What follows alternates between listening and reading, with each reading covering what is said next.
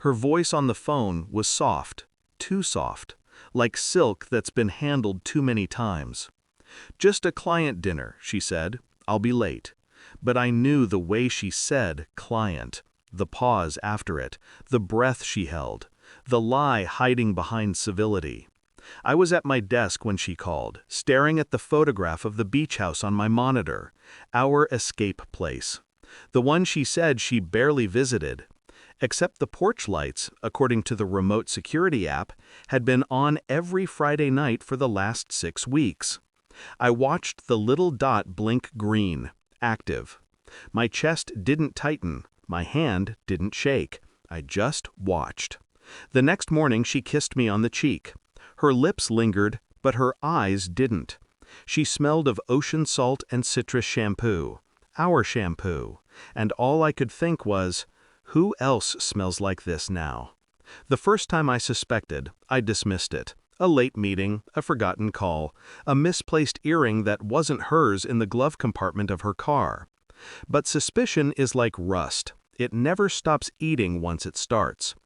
Every word she spoke became evidence. Every silence became confession.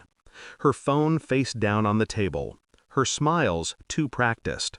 Her laughter delayed, like she had to remember how to sound genuine. Then one night she forgot her laptop open. A browser tab, Rental Agreements, Coastal Design Group. I clicked. A project portfolio filled the screen. Her name. His name. Daniel Whitaker. An architect. Married. Father of 2.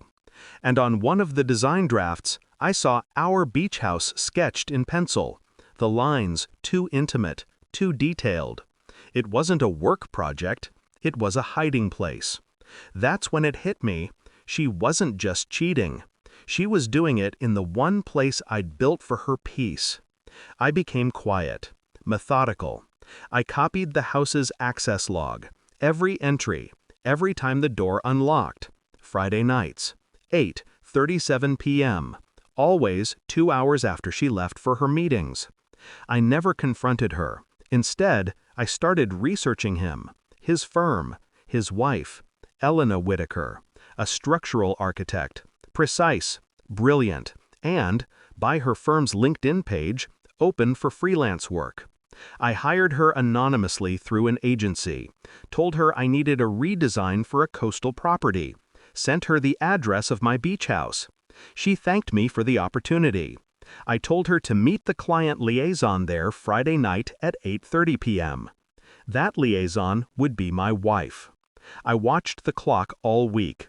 The quiet before the storm was strangely comforting. I didn't feel rage, just a clean, surgical focus.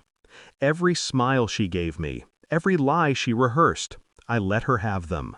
Because when the truth comes uninvited, it breaks people. But when you invite it yourself, it kills them gently. Friday came. She wore white. She said it was a corporate dinner. I told her she looked beautiful. She smiled, relieved, as if my forgiveness were still a possibility. I watched her drive off.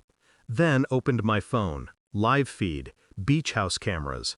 I disabled the alerts but not the visuals. 8:29 p.m., headlights, her car. 8:34 p.m., another car, a black Volvo, Elena's, as confirmed by the background check I ran. They met at the porch.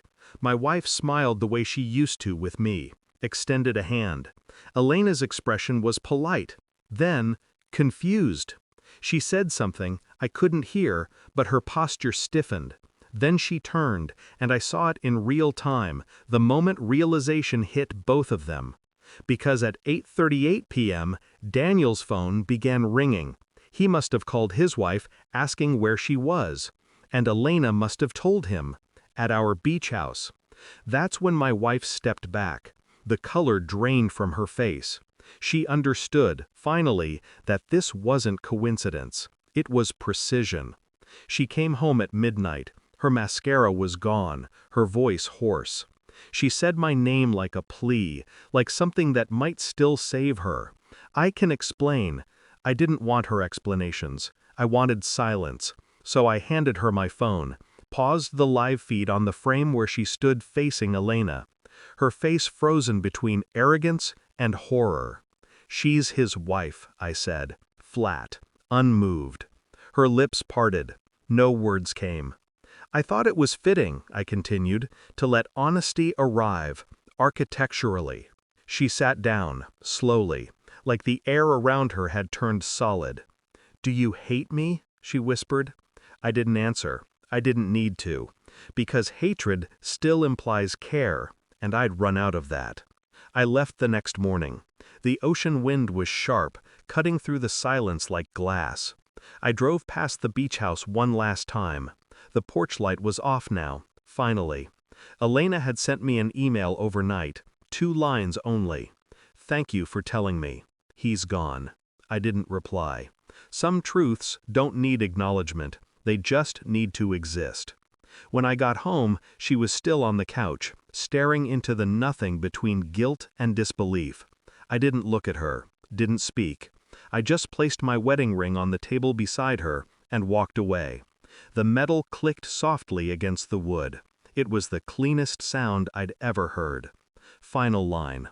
I built her a home once. Now she can live inside the ruins she made of it.